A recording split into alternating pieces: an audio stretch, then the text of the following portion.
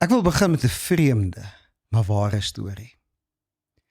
Harry Houdini, die meester wat uit elke slot, grendel of boei kon ontsnap, het eendag beweer dat hy uit enige tronksel sal uitkom, mits hy sy eie klere aan het. En hy het ook verder gesê, gee my 1 uur en ek sal buite staan. No problem. Baie ou tronk in die suide van Texas het daarvan gehoor, en hulle sê, Harry, ons aanvaar jou uitdaging. Kom en wys ons wat jy kan doen. Hierdie tronk van ons het baie ou slotte, niemand kon nog uit hulle uit ontsnap nie. En op baie dag, dit was hier so in die laat 1800s, het baie mense buite hierdie tronk in 'n klein dorpie bymekaar gekom. Die wêreld het gewemel van mense, want hulle wou sien wat hulle held gaan doen. Vol selfvertroue het Harry in daai sel gaan staan, die deur, skuifdeur het agter hom toegeklap, en hy het omgedraai. Die heel eerste ding wat hy gedoen het, was om sy baadjie uit te trek, ons was baie warm gewees. En toe doen hy 'n vreemde ding, hy haal die beld van sy broek af, en uit daai beld trek hy 'n dun draadjie. Hy vat daai staaldraadjie, en hy begin werk aan hierdie tronkdeur, sy slot, met 'n glimlag op sy gesig. 'n Glimlag wat sê, ek gaan julle wys. 30 minute het gekom en gegaan, en net so het sy selfversekerde glimlag ook gekom en gegaan.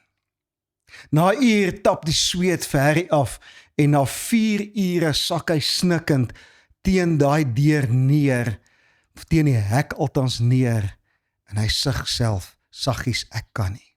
En toe gebeur die onmoontlike. Sy skouer leun liggies teen die hek, en daar skuif hy oop. Die hek was nooit gesluit nie. Harry het sy bes probeer om 'n hek oop te sluit, wat nie gesluit was nie. Maar dit was nie heeltemal waar nie. Die hek was gesluit. Die hek was gesluit in Houdini se gedagtes. En ek wil vandag jou en myself in die oë kyk, en ek wil sê, hoeveel deure in jou lewe is gesluit, maar is nie gesluit nie? Hoeveel deure in jou lewe is in jou gedagtes gesluit, maar eintlik is daai slot waawyd oop? Hoeveel kere sit jy vas in die tronk van overthink, of in Afrikaans ooranalyseer? Ek ly soms aan daai siekte, wanneer ek 'n ding gesê het of gedoen het, sal ek na die tyd oor en oor en oor daaraan dink. Wanneer daar 'n uitdaging oor my pad kom, sal ek dit ooranalyseer tot ek myself oortuig het, ek sal nooit uit hierdie doolhof kan uitkom nie. Daar's 'n ou Afrika gesegde, wat die volgende sê in Engels. When there's no enemy within me, the enemy outside can do me no harm. Ek wil dit weer sê.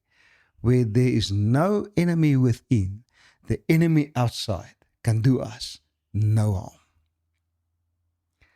Miskien is die goeie ding om hierdie woord vanoggend te begin met 'n vraag. Waar begin en waar eindig desperate geloof? George, maar jy kan nie vir my sê, geloof kan desperaat wees nie, geloof is 'n positiewe ding. Wanneer die reëse in ons lewe groot genoeg is, dan raak ons geloof desperaat. Ek glo toe, wie is daai man, Dawid staan voor Goliat, en hy sit daai klippie, en hy slingervel van hom af, en die skaduwee van die reus lê verby hom op die grond. Toe was sy geloof desperaat, en hy het in sy hart sê, Here, as U my nie help net, ek moeilikheid vandag. Desperate geloof begin wanneer jou en my eie planne ophou. Deur die jare het ek en jy geleer dat beheer is gelyk aan veiligheid. Ek wil dit weer sê, beheer is gelyk aan veiligheid. Dis beplan ons harder, ons dink smarter en ons werk verbeter aan die oplossings in ons lewe. En sonder dat ons agterkom word die gif van onafhanklikheid in ons gesaai. Inteendeel, onafhanklikheid word ons hele identiteit. En ons sê, soos wat ek in beheer is alles oukei. Maar daar kom 'n oomblik waar die inspanning wat ons aan die dag lê en die realiteite om ons in mekaar vashardloop en 'n groot botsing vind plaas. En op daai oomblik, wanneer ons inspanning net nie genoeg is nie, verdwyn die illusie van beheer wat ons het. Want ons is nooit so in beheer soos wat ons dink nie. Het jy al gesit in 'n Boeing wat gaan opstyg op die aanloopbaan? Het jy al gevoel hoe buite beheer voel jy wanneer daai engines begin sing en die hele vliegtuig begin bewe en die krag druk jou vas na die sitplek en jy dink, oh my soul, ons gaan nou in die lug en op, sê nou ons val. Ek onthou, die heel eerste keer in my lewe wat ek gevlieg het, het ek ook geskydive. En ek onthou, uit beheer het ek gevoel, toe ek in daai klein vliegtuigie sit, al skit en bewe, en die deur is oop, en ek dink, ek was nog nooit in 'n vliegtuig nie, maar vandag moet ek uitspring. Ons grootste pyn en vrees in die lewe kom van onsekerheid. En daarom loop ek en jy heeldag en ons soek waarborge, ons overthink om waarborge te kry, want ons haat daai pyn van onsekerheid. Ons soek voorspelbaarheid in die lewe. Ek onthou toe ek op honeymoon was, staan ons daar in St. Francis Bay, het hulle 'n klein hawe en al die chokka bote kom in en daar is ook 'n visrestaurant en ek staan daar op 'n balkonnetjie en ek sien hoe een van hierdie vriestrokke inkom en hy gaan stop hier onder op die tweede vloer op die stoep en hulle maak die deure oop en ek sien daar's rakke vol gevriesde vis in hierdie tronk of in hierdie trok. En skielik die volgende oomblik sien ek hier kom 'n seemeeu en hy gaan sit op die dak van daai groot trok. Die manne kom om die vis af te laai en hulle stoot trollies uit met kratte vol gevriesde vis en die oomblik toe hulle daai een krat so uitstoot, loop hierdie seemeeu tot op die kant van die tronk en woeps, spring af, gryp vir my vis en daar gaan hy. En die selfvertroue, as daar selfvertroue op die gesig kan wees van 'n seemeeu, dan het hy selfvertroue waarmee hy net gedoen het, vir my laat dink, dis nie die eerste keer wat hierdie seemeeu uitgevind het, vis word vir hom aangery, hoef het nie te gaan vang nie. En net so, is daar dinge in die lewe, wat vir ons maklik kan kom. Maar wat doen ons? Ons soek hy oomblik van beheer. Ons overthink die situasie, totdat ons glo, dit kan nie meer maklik kom nie. Dink bietjie aan Elia in die Ou Testament. Daar was droogte in die land, en hy gaan na die koning en hy sê, ek wil vandag vir die Baal-profete wys dat die God van Israel is die God wat leef. Bring vir my 2 altare en dan bid die Baal-profete laat Baal hulle offer in die brand steek en dan sal ek bid dat my God hierdie offer aan die brand steek. Ek het self daar in Israel gestaan op daai berg Karmel en ek het so oor die vlakte uitgekyk en myself ingedink as die hele volkie onder gestaan het, wat sou ek gedoen het? Ek en jy sou dalk gesê het, maak seker dat die hout baie droog is. Maak seker dat niks kan skeefloop nie, pak die fynhoutjies onder dat indien daar wonderwerk gebeur, die vuur nie doodgaan nie. Maar dis nie wat Elia doen nie. Hy worry nie oor onsekerheid nie. Hy sê grawe 'n sloot om hierdie altaar, gooi dit vol water, gooi die hele offerdier en al die hout papnat, sodat almal om my kan weet, dis nêrens vuur versteek nie. Ek en jy wil graag glo, dat as ons alles reg doen, sal die lewe reg uitwerk. Maar wanneer dinge skeefloop, dan skarrel ons om weer in beheer te kom van wat hier aan die gang is. En dis op daai oomblik, in daai geskarrel na beheer, wanneer desperaatheid in ons hart gebore word. Nou ek het net nou gepraat oor desperate geloof. Kom ons vra 'n bietjie die vraag, wat is hierdie desperate geloof? Wat gebeur wanneer my planne hulle einde bereik het? Desperate geloof is daai oomblik in jou en my lewe waar wysheid gebore word. Jy sien, ware geloof begin nie met selfvertroue nie. Ware geloof begin wanneer ek en jy kan oorgee, kan hands up. George, het ek jou reg gehoor? Hands up? Ek is nie 'n man wat oorgee nie. Hulle sê vir my toe, wat is daai man, een van hierdie groot ouens wat hier deur Afrika getrek het, ek gaan nou op sy naam kom, toe hy trek deur Afrika, was op stadium 'n Rolex Magnum advertensie oor hom gewees, 'n Grasner advertensie, ek sal nou sy naam onthou. Toe hy stap in Afrika, het hy baie verbonde met die Afrika nasies gestig, dat hy vriende kan hê wanneer hy iets oorkom. Want nou in daai jare was dit wild, was in die 1700s gewees, en hulle het 'n gebruik gehad, as jy by 'n plek gekom het waar jy sê, ek wil 'n verbond met die hoofman van 'n stam of 'n nasie sluit, dan het hulle 'n sny gemaak in jou gewrig. En dan het jy en daai hoofman, julle twee snye teen mekaar gedruk, laat die bloed kan meng, hulle het dit 'n bloedverbond genoem, en dan het daai sny het hulle gevat en het hom gesmeer met charcoal, sodat hy 'n swart litteken maak. En so het hierdie man 'n klomp snye in sy arms gehad, en indien daar 'n stam om die hoek kom met swaarde en spiese en as 'n gaai om aan te val, wat het hy gedoen? Hy het gehands op. In die oomblik wanneer hy sy hande in die lug steek, het daai stam al die verbonde met die ouens in die omgewing gesien. En hulle het sê, as ons hierdie ou aanval, het ons moeilikheid.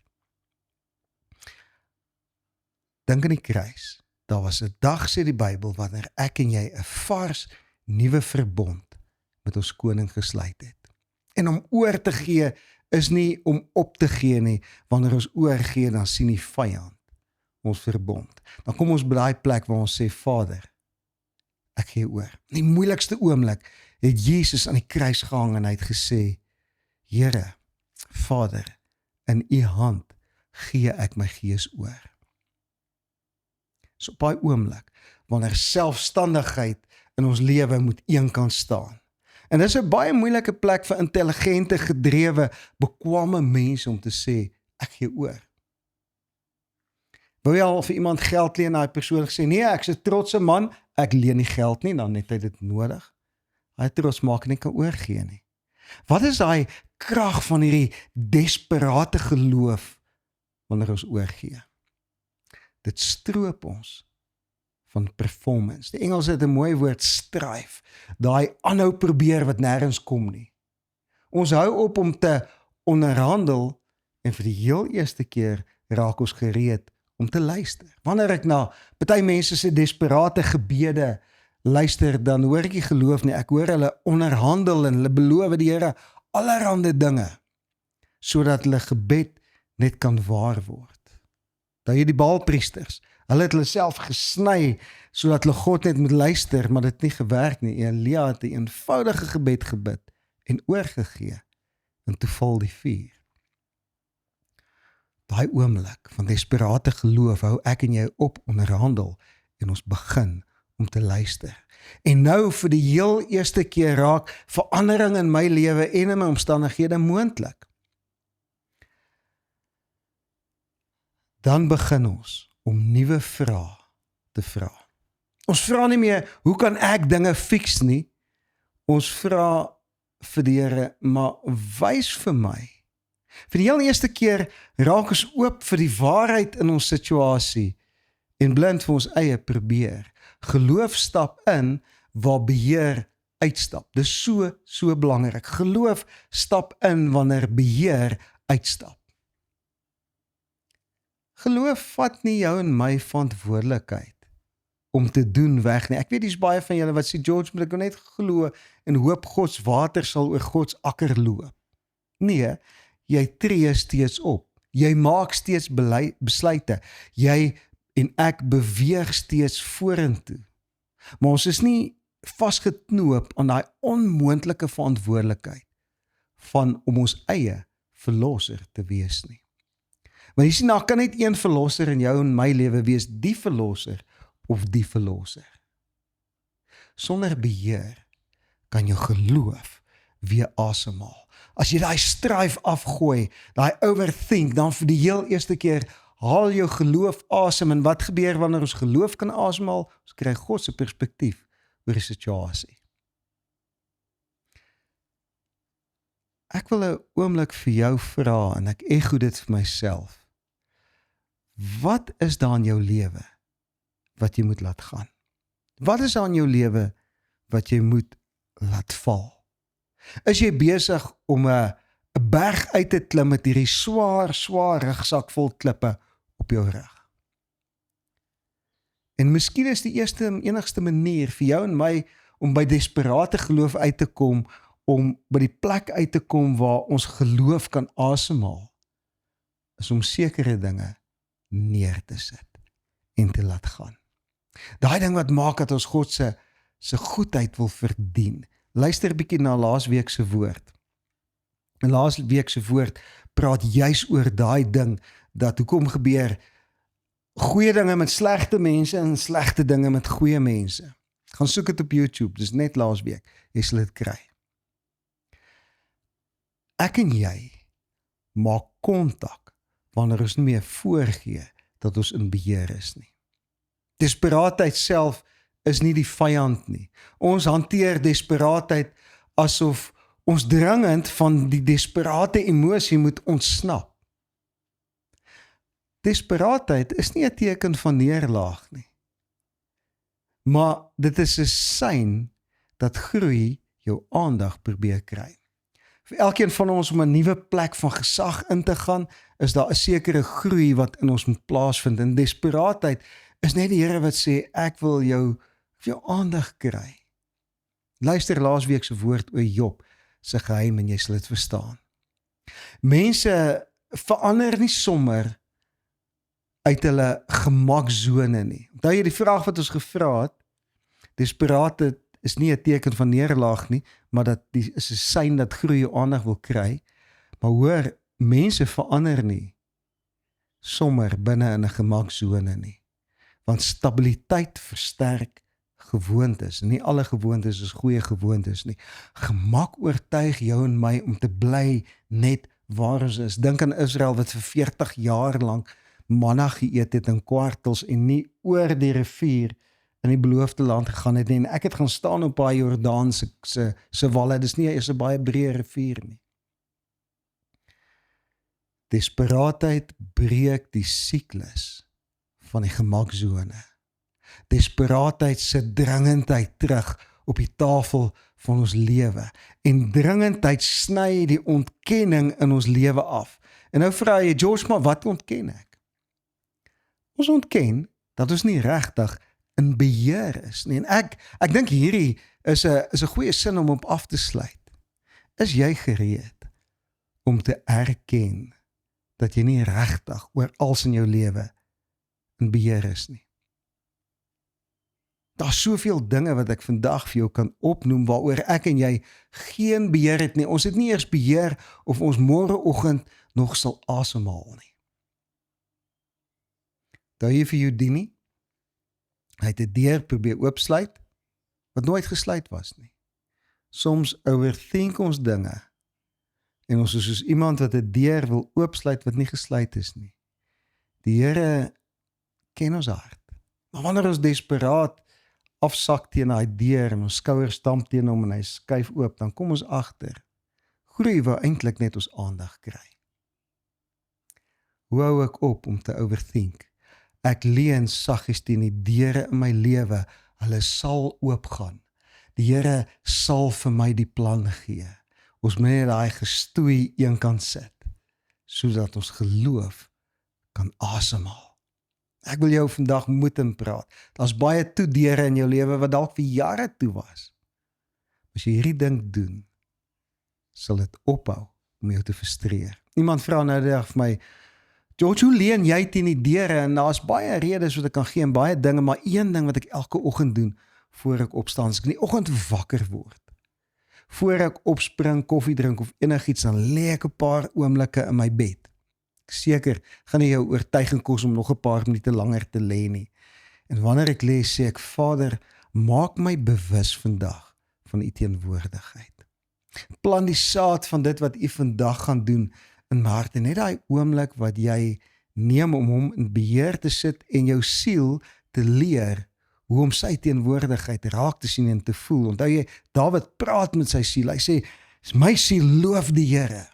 Nou jy moet jou siel leer om stil genoeg te raak en klein genoeg te raak dat jy sy stem kan hoor. Ons het laas week gesê dat baie keer dra ons maskers omdat ons nie heel genoeg is om hulle af te haal nie. En dis daai oomblikke in die oggend wat die Here na 'n lang nag my hart net oopmaak om te ontspan en te sê, ek sit U in beheer van hierdie dag en ek sit al die overthink en al die probeer sit ek neer, sodat U kan werk in my lewe. Is jy gereed daarvoor? Kom ek bid vir jou. Vader, ek wil elkeen seën wat vandag na my geluister het. Met 'n oomblik elke dag, waar ons U aan beheer kan sit. Vader, ons wil nie meer weghardloop van desperate geloof nie, maar ons weet, U wil ons aandag vir 'n oomblik kry, sodat ons ons eie hande kan afval van dinge, sodat U weer in beheer kan kom. Ons eer U, dat U in beheer is van ons lewe, dat U die koning is van ons lewe, en dat U beloof dat alles, maar alles, sal ten goeie meewerk vir die een, die koninkryk eerste stel en wat U lief het. Ons eer U daarvoor in die naam van Jesus. Amen. Gaan hierdie week in, geniet elke oomblik, elke dag. Ek sien jou volgende week, selfde plek, selfde tyd, en maak seker dat jy koop in elke oomblik, want die Here wil vir jou 'n groot, amazing ding doen vandag nog. Mooi loop.